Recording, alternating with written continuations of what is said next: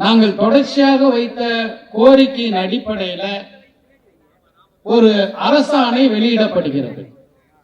2007 தமிழ்நாடு முஸ்லிம் முன்னேற்ற கழகத்தினுடைய கோரிக்கையை ஏற்று அன்றைய திராவிட முன்னேற்ற கழகத்தினுடைய முதலமைச்சர் முத்தமிழறிஞர் கலைஞர் அவர்கள் பிற்படுத்தப்பட்ட மக்களுக்கான 30 விழுக்காடு இடஒதுக்கீட்டில் தனியாக பிற்படுத்தப்பட்ட முஸ்லிம்களுக்கு 3.5 விழுக்காடு இடஒதுக்கீடை வழங்கினார்.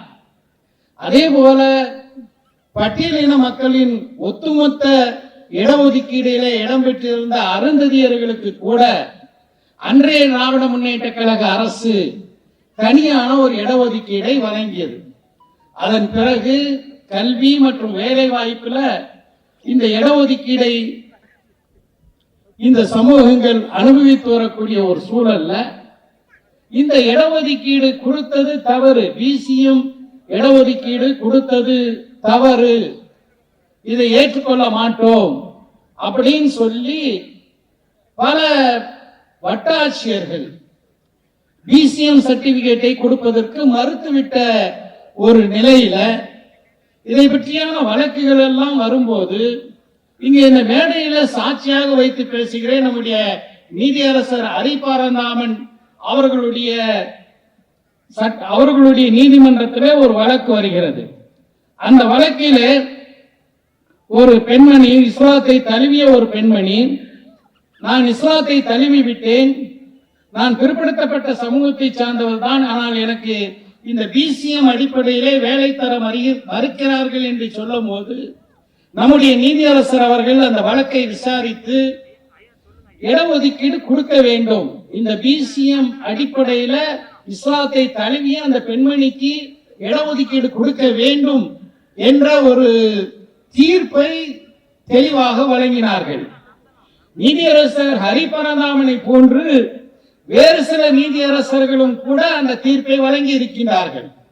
இன்னும் லேட்டஸ்டா சொல்லணும்னா 2025 நவம்பர் மாதத்தில் 15ஆம் தேதி இதே சென்னை உயர் நீதிமன்றத்தினுடைய ஒரு டிவிஷன் பெஞ்ச் 2 நீதியரசர்கள் கொண்ட ஒரு அமர்வில் இது போன்ற ஒரு வழக்கு வரும்போது இஸ்லாத்தை தழுவக்கூடிய பிற்படுத்தப்பட்ட மக்களுக்கு அந்த 3.5 விழுக்காடு இடஒதுக்கீடு வழங்குவது பொருந்தும் என்று ஒரு டிவிஷன் பெஞ்ச் ஒரு தீர்ப்பை வழங்கி இருக்கின்றது.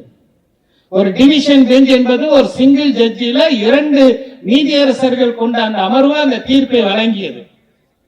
இது போன்ற ஒரு நிலையிலே தான் கோயில்பட்டியை சேர்ந்த தூத்துக்குடி மாவட்டத்தை சேர்ந்த ஒரு சகோதரி, இது போன்று ஒரு சகோதரன், இது போன்று தன்னுடைய பிள்ளைகளுக்கு பள்ளிக்கூடத்தில் சேர்ப்பதற்காக வேண்டி அவர்களுக்கு பிற்படுத்தப்பட்ட முஸ்லிம்கள் என்ற அந்த சான்றிதழை வர வேண்டும் என்று வட்டாட்சியரிடம் விண்ணப்பிக்கும் போது அந்த சான்றிதழை தர முடியாது என்று வட்டாட்சியர் தீர்ப்பு சொல்ல, வட்டாட்சியர் உறுதியாக சொல்ல, அதை எதிர்த்து ஒரு மேல்முறையீடு செய்கிறார். அந்த மேல்முறையீடு எப்ப பதிவு செய்யப்பட்டது என்றால் இப்போதல்ல, 2026 இல்ல, 2025 இல்ல, 2022 அந்த வழக்கு பதிவு செய்யப்பட்டது. அந்த வழக்கை அப்படியே கிடப்பில் போட்டுவிட்டு அது சம்பந்தமான எந்த நிகழ்வும் இல்லாத ஒரு சூழல்ல திடீரென்று ஒரு நாள் இந்த ஆண்டு நீதியரசர் சுவாமிநாதன் அந்த வழக்கை தூசி தட்டி எடுத்து, உங்களுக்கு தாசில்தார் எங்களுக்கு சான்றிதழ் தர மறுக்கிறார், சான்றிதழ் தருவதற்கு இந்த நீதிமன்றம் உத்தரவிட வேண்டும் என்பதுதான் அவருடைய பிரேயர், அவருடைய கோரிக்கை. ஒன்று உத்தரவிட வேண்டும் அல்லது உத்தரவிட மறுத்திருக்க வேண்டும். ஆனா இந்த நீதியரசராக இருக்கக்கூடிய ஜி.ஆர். சுவாமிநாதன் என்ன செய்கின்றார் என்றால், ஒட்டுமொத்தமாக திராவிட முன்னேற்ற கழக அரசு எங்களை போன்றவர்களுடைய கோரிக்கையை ஏற்று, இன்னும் சொல்ல வேண்டும் என்றால் சட்டமன்றத்தில் பிற்படுத்தப்பட்ட முஸ்லிம்கள், அதாவது இஸ்லாத்தை தழுவக்கூடிய பிற்படுத்தப்பட்ட முஸ்லிம்களுக்கு இந்த 3.5 விழுக்காடு இடஒதுக்கீடு பொருந்தும், சில இடங்களில் அது மறுக்கப்படுகிறது என்று நான் சில உதாரணங்களை எல்லாம் அன்றைய முதலமைச்சர் தளபதி மு.க. ஸ்டாலின் அவர்களிடம் எடுத்து சொல்லி அதை சட்டமன்றத்திலும் பேசி என்னுடைய கோரிக்கையை ஏற்று ஒரு அரசாணை ஜியோ நம்பர் 31 திராவிட முன்னேற்ற கழக அரசால் வெளியிடப்பட்டது. அதற்கு பிறகு எந்த விதமான பிரச்சனையும் இல்லாமல் கல்வி மற்றும் வேலை வாய்ப்புல இந்த இடஒதுக்கீடை அனுபவித்து வரக்கூடிய ஒரு சூழல்ல தான் 2022 போடப்பட்ட அந்த வழக்கை எடுத்து ஜி.ஆர். சுவாமிநாதன் என்ன செய்கிறார் என்றால் இந்த ஒட்டுமொத்த ஜியோவை அந்த ஜியோ நம்பர் 31 முற்றிலுமாக செல்லாது என்ற ஒரு தீர்ப்பை, அது தீர்ப்பில் மிக வலிமையாக வழக்கறிஞர் வாஞ்சிநாதன் சொன்னார். ஒரு அதர்மத்தை சுவாமிநாதன் செய்கிறார். இதை எதிர்த்துதான் இன்றைக்கு நம்முடைய அரசமைப்பு சட்ட பாதுகாப்பு இயக்கத்தில் இதனுடைய முன்னோடிகளாக இருக்கக்கூடிய நம்முடைய மேலாள் அமைச்சர் மனோ தங்கராஜ் அவர்களும் நீதியரசர் அரிபரந்தாமன் அவர்களும் நம்முடைய சகோதரர் வாஞ்சிநாதனும் இது போன்ற ஒரு விழிப்புணர்வை தமிழ்நாடு முழுவதும் ஜி.ஆர். சுவாமிநாதன் பண்ணக்கூடிய அதர்மங்களை எதிர்த்து மிகப்பெரிய ஒரு பரப்புரைகளை எல்லாம் தொடர்ந்து செய்து வந்து அதனுடைய விளைவாக இந்த மாநாடு நடைபெற்றுக் கொண்டு இருக்கின்றது. இந்த நேரத்தில் இன்றைய தமிழ்நாடு அரசு, தமிழக வெற்றி கழக அரசிடம் நாங்கள் எல்லாம் சென்று, இஸ்லாமிய கூட்டமைப்பை சார்ந்தவர்கள் எல்லாம் சென்று முறையிட்டு இருக்கின்றோம். இந்த சுவாமிநாதனுடைய தீர்ப்பை திருத்துவதற்காக ஒரு சட்ட திருத்தம் நடைபெற்றுக் கொண்டிருக்கக்கூடிய இந்த கூட்டத்தொடரிலே நிறைவேற்ற வேண்டும் என்ற ஒரு கோரிக்கையை நாங்கள் சுமார் ஒரு 15 நாட்களுக்கு முன்பாகவே தலைமைச் செயலகத்தில் சந்தித்து அந்த கோரிக்கையை வைத்திருக்கின்றோம். அது தொடர்பாக நான் 8 தீர்மானங்களையும் சட்டமன்றத்தில் எழுதி கொடுத்திருக்கின்றேன்.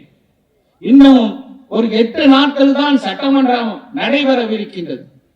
செப்டம்பர் மாதம் 8ஆம் தேதி சட்டமன்றம் நிறைவடையக்கூடிய ஒரு சூழல்ல ஒரு 5-6 வர்க்கிங் டேஸ் தான் இருக்கு. சட்டமன்றம் நடைபெறக்கூடிய நாட்கள் தான் இருக்கின்றது. இந்த மாநாட்டின் வாயிலாக மீண்டும் உங்கள் அனைவரின் சார்பாக ஒரு கோரிக்கை வைக்கின்றேன். நாட்களை கடத்தாதீர்கள்.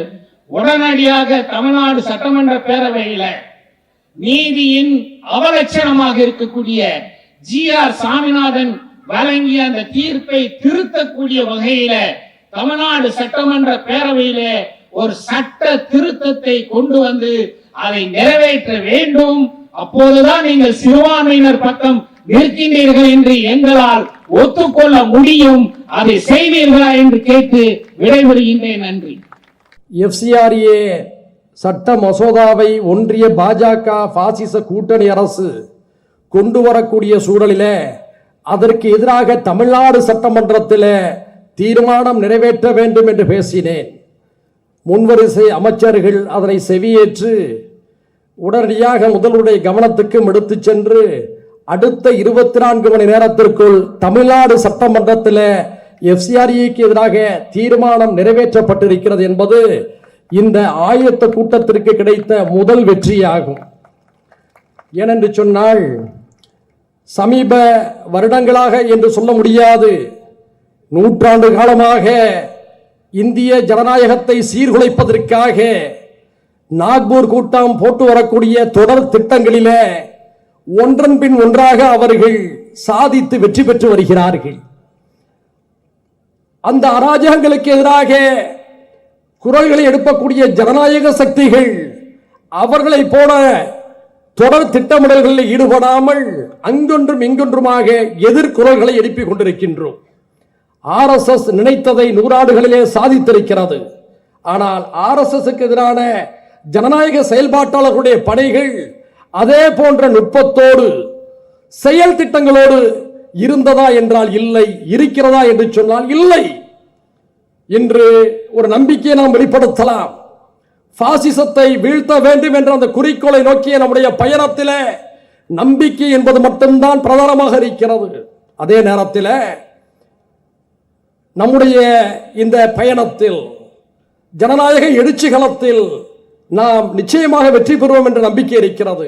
ஆனால் 5 ஆண்டு காலத்தில் அவர்கள் ஏற்படுத்தியிருக்கக்கூடிய நுண்ணிய அபத்தங்களை அரசமைப்பு சட்டத்துக்கு எதிரான திட்டமிடல்களை உடனே சரி செய்து விட முடியுமா என்று சொன்னால், எந்ததொரு புதிய ஆட்சி அமைந்தாலும் டெல்லியில இவற்றை சரி செய்வதற்கே குறைந்தபட்சம் 10 முதல் 15 ஆண்டு காலம் ஆகும் என்ற யதார்த்தத்தை புரிந்து கொள்ள வேண்டும்.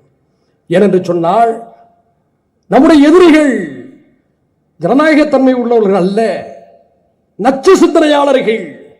கிடைக்கின்ற ஒவ்வொரு வாய்ப்பையும் தங்களுக்கு சாதகமாக பயன்படுத்திக் கொண்டு தங்களுடைய சித்தாந்தங்களை எப்படியெல்லாம் புகுத்த வேண்டுமோ அதையெல்லாம் புகுத்துவிட்டு எல்லா துறைகளிலும் தலைநிமிர்ந்து நிற்கிறார்கள். கம்யூனிசம் வலிமை பெற்றிருக்கக்கூடிய கேரளாவில் அவரால் ஒன்றும் செய்ய முடியாது என்று நினைத்தோம். ஆனால் அவர்களுக்கான வெற்றிகளை அங்கே தொடங்கி இருக்கிறார்கள். தமிழ்நாட்டிலே அவர்களை முற்றிலுமாக அடித்து விட்டோம் என்றெல்லாம் நீங்கள் நினைத்து விட முடியாது. களத்திலே அவர்கள் பலகீனப்படுத்தப்பட்டிருக்கலாம், ஆனால் அதிகார மையங்களிலே எல்லா இடங்களிலும் ஊடுருவி இருக்கிறார்கள் என்பதற்கு உதாரணம் தான் மதுரை நீதிமன்றத்துடைய தோற்றம் நம் முன்னால் காட்சியளித்துக் கொண்டிருக்கிறது. நீதிமன்றத்தில் இடஒதுக்கீடு வேண்டும் என்ற குரல் எவ்வளவு அவசியம் என்பதை நீதிமன்றங்கள் வழங்கக்கூடிய தீர்ப்பின் வாயிலாக நாம் புரிந்து கொள்கின்றோம். இப்பொழுதெல்லாம் நீதிமன்றங்கள் வழங்குவது நீதியா தீர்ப்பா என்ற ஒரு கேள்வி எழுந்திருக்கிறது. நீதி வேறு, தீர்ப்பு வேறு. நீதிமன்றங்கள் எல்லாம் இப்பொழுது நீதியை சொல்வதில்லை என்பதற்கு மதுரை உயர் நீதிமன்றத்தில் GR சுவாமிநாதன் போன்ற கொடுக்கக்கூடிய அந்த தீர்ப்புகளை வைத்து நாம் யோசிக்க வேண்டியிருக்கிறது. ஸ்டைன்ஸ் பாதிரியார் ஏன் வஞ்சகமாக சிறையிலே நீண்ட காலம் அடக்கி ஒடுக்கப்பட்டு உயிரிழந்தார்? பாபர் மஸ்ஜித் வழக்கிலே கொடுக்கப்பட்டது நீதியா தீர்ப்பா? சிந்தித்து பார்க்க வேண்டும். அந்த அளவுக்கு எல்லா துறைகளிலும் பாசிஸ்டுகள் நுழைந்திருக்கிறார்கள்.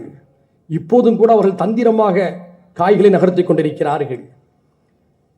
நன்றாக புரிந்து கொள்ள வேண்டும். டெல்லி போராட்டத்தை பற்றி எல்லோரும் எழுச்சியாக பேசிக் கொண்டிருக்கிறார்கள். உன்னிப்பாக கவனிக்க வேண்டும்.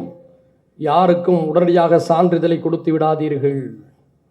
அண்ணா ஹசாரை தொடங்கி இன்றைய சிஜேபி வரை கவனத்தோடும் காத்திருப்போடும் நாம் அவர்களை அணுக வேண்டியிருக்கிறோம் என்பதை மறந்துவிடக் கூடாது. ஒரு மாபெரும் எழுச்சி மோடிக்கு எதிராக, பாசிசத்துக்கு எதிராக புறப்படுகின்ற போது அதை அறுவடை செய்பவர்களாக காங்கிரஸோ கம்யூனிஸ்டோ இருந்துவிடக் கூடாது என்பதில் RSS தெளிவாக இருக்கிறது. அது தங்களுடைய கட்டுப்பாட்டில் இருக்கக்கூடிய, தங்களுடைய பிடிமானத்தில் இருக்கக்கூடிய அல்லது தங்களை நேசிக்கக்கூடிய இன்னொரு சக்தியின் கையில் தான் இருக்க வேண்டும். ஒன்று பாஜக இருக்க வேண்டும், அல்லது நம்முடைய பேச்சை கேட்கக்கூடிய இன்னொரு சக்தி இருக்க வேண்டும் என்று RSS நினைக்கிறார். எனவேதான் ஒரு டெல்லி போராட்டத்தை பார்த்துவிட்டு எழுச்சி புரட்சி என்று நாம் ஏமாந்து விடக்கூடாது. யாருக்கும் நாம் உடனடியாக சான்றிதழ் வழங்கிவிடக் கூடாது. நன்றாக புரிந்து பாருங்கள். கம்யூனிஸ்டுகள் வளர்வதை விரும்பவில்லை. சில அரசியல் முரண்பாடுகள் நமக்கு காங்கிரஸோடு இருந்தாலும் தேசிய அளவிலே பாஜகவுக்கு மாற்று சக்தியாக அவர்கள் இருக்கிறார்கள் என்ற யதார்த்தத்தை நாம் உணர்ந்து கொள்கிறோம். ஆனால் அந்த காங்கிரஸ் எந்த விதத்திலும் அந்த இடத்தை பிடித்துவிடக் கூடாது என்பதிலும் அவர்கள் கவனமாக இருக்கிறார்கள். இந்த நிலையில்தான் நடக்கக்கூடிய ஒவ்வொன்றையும் கூர்ந்து கவனிக்க வேண்டும். எல்லா நிலையிலும் RSS எல்லா நிறுவனங்களிலும் ஊடுருவிருக்கிறது. யார் வளர்ந்தாலும் ஒன்று அவர்களை கையகப்படுத்த நினைக்கிறது அல்லது அடிக்க நினைக்கிறது. இந்த நிலையில்தான் இந்த FCRA போன்ற நிகழ்வுகளுக்கு எதிராக நாம் எல்லாம் போராடி கொண்டிருக்கின்றோம். இந்த நேரத்தில் அன்பு கிறிஸ்தவ மக்களுக்கு ஒரு வேண்டுகோள். பாதிரியார் கிரஹாம் ஸ்டைன்ஸ் பச்சிலம் குழந்தைகளோடு பதற ஜீப்பில் எரிக்கப்பட்ட போது களத்துக்கு வந்து போராடுவதன் விளைவு என்று நீங்கள் அனுபவித்துக் கொண்டிருக்கிறீர்கள். இந்த உண்மையை, கசப்பான உண்மையை சுய பரிசோதனை என்ற அடிப்படையில் நாம் ஒத்துக்கொள்ள வேண்டும். தாராசிங் என்ற பயங்கரவாதி அன்று அந்த பாதிரியாரை தீ வைத்து எரித்தான். ஆனால் என்ன நடந்தது?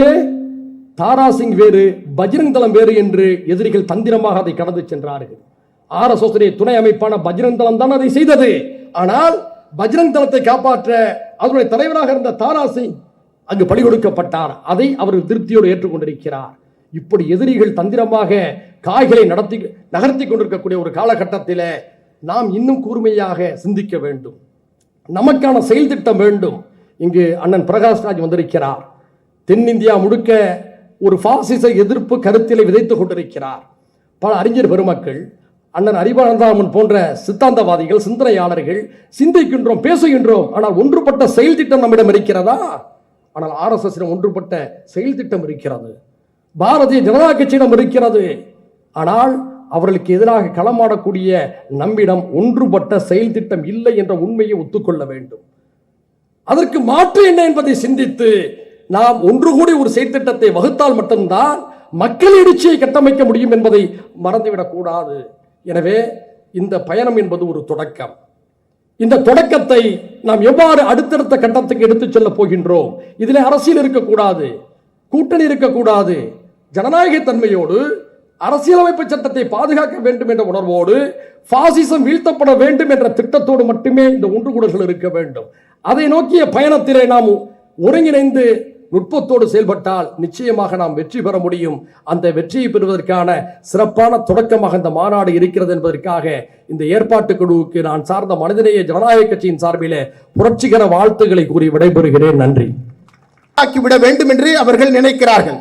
நன்றாக நாம் ஆய்வு செய்து பார்த்தோம் என்று சொன்னால், இந்த கான்ஸ்டிடியூஷன் எதையெல்லாம், இந்த அரசியலமைப்பு சட்டம் எதையெல்லாம் வலியுறுத்துகிறதோ அதையெல்லாம் இல்லாமலாக்குகிற சட்டங்களை அவர்கள் தொடர்ந்து கொண்டு வந்து கொண்டிருக்கிறார்கள். எனக்கு முன்பாக பேசி காட்டியவர்கள் சொன்னதை போல வக்ஃபு சட்டத்தை பற்றி, வக்ஃபு அமெண்ட்மெண்ட் ஆக்டை பற்றி சொன்னார்கள். அந்த வக்ஃபு அமெண்ட்மெண்ட் ஆக்டில் அரசியலமைப்பு சட்டத்தினுடைய கூறுகளை இல்லாமலாக்குகிற நடவடிக்கை தான் இந்த வக்ஃபு அமெண்ட்மெண்ட் ஆக்ட். ஆனால் அரசியலமைப்பு சட்டம் என்ன சொல்லுகிறது? சிறுபான்மை முஸ்லிமுடைய வக்ஃபு சொத்துக்களை அவர்கள் பாதுகாப்பதற்கான உறுதியை, உத்தரவாதத்தை கான்ஸ்டிடியூஷன் சொல்லுகிறது. ஆனால் நாங்கள் கான்ஸ்டிடியூஷன் பெயரால் நாங்கள் அந்த கான்ஸ்டிடியூஷன் சொல்லுகிற செய்திகளை இல்லாமலாக்குவதற்காக வேண்டி அவர்கள் இப்பொழுது வக்ஃபு அமெண்ட்மெண்ட் ஆக்டை கொண்டு வருகிறார்கள். அதே போல எப்படி இந்தியாவினுடைய அரசியலமைப்பு சட்டம் இந்த நாட்டிலே வாழுகிற மக்களுக்கு குமரி முதல் காஷ்மீர் வரை, டெல்லி வரை அவர்களது குடியுரிமையை உறுதி செய்கிறதோ, அந்த குடியுரிமையை இல்லாமலாக்குவதற்காக வேண்டி CAA என்கிற சிட்டிசன்ஷிப் அமெண்ட்மெண்ட் ஆக்ட், அதுபோல NRC, NPR போன்ற சட்டங்களை அவர்கள் கொண்டு வருகிறார்கள். இதன் மூலமாக என்ன நினைக்கிறார்கள்? அரசியலமைப்பு சட்டம் எல்லோரையும் இந்த நாட்டினுடைய குடிமகன் என்று சொல்லி உறுதி செய்தால் அதனை நாங்கள் CAA, NPR, NRC வழியாக நாங்கள் இல்லாமலாக்குவதற்கு சட்டங்களை கொண்டு வருவோம் என்று சொல்லி அவர்கள் இன்றைக்கு திட்டமிட்டு செயலாற்றிக் கொண்டிருக்கிறார்கள். SIR கொண்டு வந்திருக்கிறார்கள். இப்பொழுது தமிழ்நாட்டிலே நடக்கிற, இந்தியா முழுவதும் நடக்கிற மக்கள் தொகை கணக்கெடுப்பு என்பது இன்னொரு வகையிலான SIR என்று இன்றைக்கு அஞ்சுகின்ற ஒரு சந்தேகப்படுகிற நிலையை இன்றைக்கு ஏற்படுத்தி இருக்கிறது. இன்றைக்கு நம்முடைய திரைக்கலைஞர் பாசிசத்திற்கு எதிராக தன்னுடைய போர்வாளை வீசிக்கொண்டிருக்கிற தோழர் பிரகாஷ் ராஜ SIR இருந்து அவரது பெயரை நீக்கி விட்டார்கள். நீக்கிட்டு போட்டோம். இந்தியாவில் இருக்க 140 கோடி மக்களும் உங்களோடு நாங்கள் இருக்கிறோம். நீங்கள் இல்லை என்றால் இந்தியா இல்லை, நாங்கள் இல்லை என்றால் இந்தியா இல்லை. அவர்களால் பட்டியலில் இருந்து தான் நீக்க முடியும். ஆனால் இந்திய மக்களுடைய மனதில் இருந்து ஒருபொழுதும் இது போன்றவர்களை நீக்கிவிட முடியாது. எனவே யார் அவர்களுக்கு எதிராக குரல் எழுப்புகிறார்களோ அவர்களை SIR வெளியாக்கிடு, இல்லைன்னா UAPA போட்டு, இல்லைன்னா NIA போட்டு காலம் முழுவதும் சிறையில் அடைத்து அவர்களை நொறுக்கிவிட வேண்டும் என்று நினைக்கிறார்கள். ஆனால் என்ன நடக்கிறது? நீங்கள் மக்களை மதங்களாக பிளவுபடுத்துகிறீர்கள். ஆனால் டெல்லியில மாணவர்கள் எல்லாம் இன்றைக்கு இணைந்து இந்த நாட்டிலே ஒரு இன்ச்சு கூட பின்வாங்க முடியாது என்று சொன்ன அமித்ஷா போன்றவர்களுக்கெல்லாம் இன்றைக்கு அவர்களுடைய செயலுக்கு சம்மத்தி அடி கொடுக்கின்ற விதத்தில் தர்மேந்திர பிரதானை இன்றைக்கு பதவி விலக வைத்திருக்கிறார்கள். நியாயப்படி பிரதான மந்திரி தான் பதவி விலகி இருக்க வேண்டும். தர்மேந்திர பிரதானை விட பிரதான மந்திரி தான் பதவி விலகி இருக்க வேண்டும் என்கின்ற அதை நோக்கி இன்றைக்கு நடக்கிறது. ஒரு விக்கெட் விழுந்திருக்கு. எங்க தலைவர் சொல்ற மாதிரி கொஞ்ச நாள்ல ஆல் அவுட் ஆக இந்த 3 வருஷத்துல பாஜக ஒன்றிய அரசு ஆல் அவுட் ஆகிவிடும். இதுதான் மக்கள் மன்றத்தில் அவருடைய நிலை. அதே போல அரசியலமைப்பு சட்டம் PPP என்கின்ற உரிமையை நமக்கு தருகிறது. ஒருவர் ஒரு மதத்தை ஏற்றுக்கொண்டால் அவர் ப்ரொஃபஸ், பிராக்டிஸ் அண்ட் ப்ராபகேட் என்கின்ற 3ஐயும் செய்யலாம். நம்பலாம், அதை அவர் எல்லா மக்களிடத்திலும் பிரச்சாரம் செய்யலாம், அதுபோல அவர் அதை பிராக்டிஸும் செய்யலாம். ஆனால் இப்பொழுது இவர்கள் கொண்டு வந்திருக்கிற FCRA சட்டம் என்ன சொல்லுகிறது? ஃபாரின் கரன்சி ரெகுலேஷன் ஆக்ட் என்ன சொல்லுகிறது? இந்தியா முழுவதும் இருக்கிற கிறிஸ்தவ தொண்டு நிறுவனங்கள் கிராமப்புறங்களில் அரசினுடைய உதவி கிடைக்காத இடங்களில் கூட இந்த கிறிஸ்தவ நிறுவனங்கள் தான் இன்றைக்கு அவர்களுக்கு கல்வியையும் மருத்துவத்தையும் வழங்கிக் கொண்டிருக்கிறார்கள். அதை இன்றைக்கு இல்லாமலாக்குவதற்காக வேண்டி இப்பொழுது FCRA அவர்கள் கொண்டு வருகிறார்கள். ஆனா சொல்லுவதெல்லாம் என்ன, நம்ம ஊர்ல கிராமப்புறத்துல சொல்ற மாதிரி பேசுறதெல்லாம் பெரிய யோக்கிய மாதிரி பேசுவாங்க, செய்யறதெல்லாம் அத்தனையும் அயோக்கியத்தனத்தை செய்கிற அரசாக இன்றைக்கு ஒன்றிய அரசு இன்றைக்கு செயல்பட்டுக் கொண்டிருப்பதை இன்றைக்கு நாம பார்க்கிறோம். அதனுடைய ஒரு பகுதி தான் நாடாளுமன்றத்தில் தான் இந்த நாட்டில் வாழுகிற முஸ்லிம்களுக்கும் கிறிஸ்தவர்களுக்கும் எதிராக, அதுபோல எல்லா மக்களுக்கும் எதிராக ஒரே ஒரு செய்தியை மட்டும் சொல்லி உங்களுக்கு நினைவில் நிறுத்த நான் கடமைப்பட்டிருக்கிறேன். எல்லோரும் நாம் நினைக்கிறோம் இவர்கள் முஸ்லிம்களுக்கும் கிறிஸ்தவர்களுக்கும் மட்டும் எதிரானவர்கள் என்று நினைக்கிறோம். இல்ல, அவர்கள் பெரும்பான்மை இந்துக்களுக்கும் எதிரானவர்களாக இன்றைக்கு அவர்கள் தங்களை இன்றைக்கு ஆக்கி கொண்டிருக்கிறார்கள். அதனுடைய விளைவுதான் இன்னைக்கு டெல்லியில நடத்தப்பட்டிருக்கிற போராட்டம். ராமர் கோயில்ல கூட இன்றைக்கு நகையை காணவில்லை, அந்த நகையெல்லாம் காணவில்லை என்று சொல்லுகிற செய்தி எல்லாம் இவர்கள் யாரையும் காப்பாற்றுவதற்கு இவர்கள் வரவில்லை, அவர்களால் தங்களையே காப்பாற்றிக் கொள்ள முடியாத இடத்திற்கு தான் அவர்கள் சென்று கொண்டிருக்கிறார்கள். அதனுடைய ஒரு பகுதி தான் புறவாசல் வழியாக இன்னைக்கு மதுரை நீதிமன்றத்துடைய தீர்ப்புக்கு எதிராக இன்றைக்கு நாம் ஒரு கண்டன தீர்மானத்தை நிறைவேற்றிக் கொண்டிருக்கிறோம். எனவே மக்களை மத அடிப்படையிலே பிளவுபடுத்துகிற பாராளுமன்ற நடவடிக்கையாக இருந்தாலும் எதிர்ப்போம், நீதிமன்ற நடவடிக்கையாகவும் எதிர்ப்போம். ஏனென்றால் நாங்கள் நீதிமன்றத்திலும் பாராளுமன்றத்திலும் இல்லாமல் இருக்கலாம், நாங்கள் அனைவரும் மக்கள் மன்றத்திலே நாங்கள் எப்பொழுதும் இருந்து கொண்டிருக்கிறோம் என்பதை நிரூபிக்கிற மாநாடு தான் இன்றைக்கு நடத்தப்பட்டுக் கொண்டிருக்கிற அரசியலமைப்பு சட்டத்தினுடைய மாநாடு. எனவே இங்கே வாழுகிற கிறிஸ்தவர்களும் இங்கே வாழுகிற முஸ்லிம்களும் முஸ்லிம்ஸ் லைவ்ஸ் மேட்டர் என்று சொல்லி அமெரிக்காவிலே ஃபிளாய்டு தன்னுடைய கழுத்திலே கருப்பனை இளைஞர் கழுத்திலே கை வைக்கும் கால் வைத்து அமுக்கும் பொழுது ஐ கான்ட் பிரீத் என்று சொன்னதை போல இன்றைக்கு மூச்சு விட முடியாமல் தவித்துக் கொண்டிருக்கிற சமூகங்களாக கிறிஸ்தவ சிறுபான்மை சமூகங்கள் இருக்கிறது. இன்றைக்கு தான் வலுவாக சொல்ல வேண்டியிருக்கிறது Muslims lives matter, Christians lives matter, Democrats lives matter என்று சொல்லி வலுவாக இந்த நாட்டிலே சொல்ல வேண்டியிருக்கிறது. அப்படி சொல்வதன் ஒரு பகுதியாகத்தான் சென்னையிலிருந்து ஏறத்தாழ 6 மாத காலங்களாக இப்படி ஒரு மாநாடு போராட்ட களம் இல்லாமல் இருந்தது. அந்த போராட்ட களத்தை சென்னையிலிருந்து அதிலும் நந்தனம் ஒய்எம்சியில் இருந்து துவங்கி வைத்திருக்கிற அரசியலமைப்பு சட்ட மாநாட்டினுடைய ஏற்பாட்டாளர்களுக்கு எஸ்டிபி கட்சியின் சார்பில் எங்களது நெஞ்சார்ந்த நன்றியை தெரிவித்துக் கொண்டு, தமிழன் தொடங்கி வைத்திருக்கிறான், தமிழனே அதை முடித்து வைப்பான் என்று சொல்லி வாய்ப்பு நன்றி கூறி விடைபெறுகிறேன். நன்றி, வணக்கம்.